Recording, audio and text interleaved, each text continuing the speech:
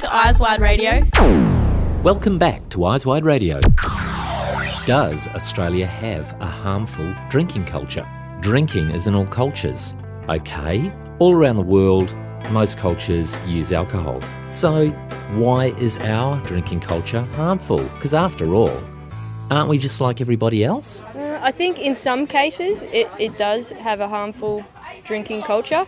I think we definitely drink more than a whole lot of other countries. I just recently visited New Caledonia and they don't have as big a drinking problem as we do. They have other issues, but their drinking problem is far less than ours.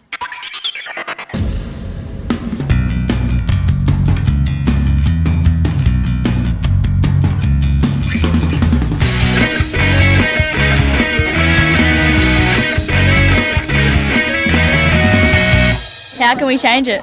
Better education on the drinking and what it can do to you. Probably, I think that if their parents had a little bit more to do with them, they would maybe, not do it as much. But, I mean, in saying that, I do it. So Younger people are drinking more now than waiting till they're of legal age. They drink now and get smashed. It's true. Wow, really? If it's a common thing that young people are getting drunk all the time, then that really does reflect on the nation's drinking culture. Now, when you say young people, just how young? Kids as young as 12 are being admitted to emergency departments because they're just blind drunk. You're listening to Eyes Wide Radio. So if Australia does have a harmful drinking culture, where on earth did we go wrong? Look, it's partly the way our culture has changed. Kids are in some ways maturing earlier. They have much more freedom than they used to do.